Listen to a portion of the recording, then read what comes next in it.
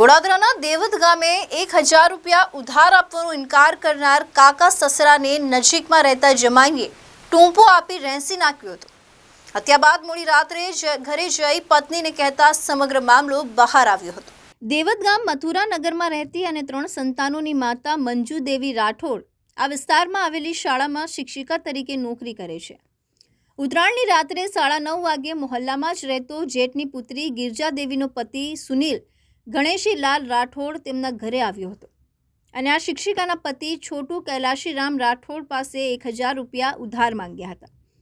છોટુભાઈએ નાણાં નહીં હોવાનું જણાવતા તેમની પાસે નાણાં અપાવવા કહ્યા હતા, પરંતુ મંજુ દેવીએ પણ નાણાં નહીં હોવાનું જણાવતા બીજી વ્યક્તિઓ પાસેથી અપાવો તેમ કહી છોટુ રાઠોડને બહાર લઈ ગયો હતો।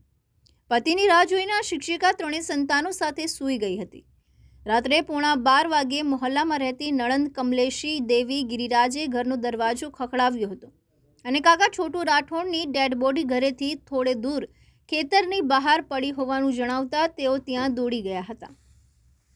સાથે ગયેલા જમાઈ સુનિલે જ આ હત્યા કરી હતી। હત્યા બાદ તેણે જ ઘરે જઈ પત્નીને જાણ કરતા તેની પત્નીએ પરિવારના અન્ય સભ્યોને જાણ કરી હતી। ડેડ બોડીને હોસ્પિટલમાં લઈ જવાઈ રહી હતી ત્યારે ભાગી છૂટેલા આરોપીને ગોડાદરા પોલીસે દબોચી લીધો હતો। પોલીસ સૂત્રોએ આપેલી માહિતી પ્રમાણે કાકા સસરા સાથે સાળો યોગેશ કામ કરે છે। તે પસંદ નહીં હોય સુનિલને મનદુખ થતું હતું, જેને લઈને ઝઘડો પણ થયો હતો। તેમાં 1000 રૂપિયા ઉધાર નહીં આપતા ખેતર પાસે લઈ જઈ તારની ફેન્સિંગથી ટૂંપો આપી દીધાનું કબૂલ્યું હતું। ઇન્સ્પેક્ટર જેસી જાદવ વધુ તપાસ કરી રહ્યા છે।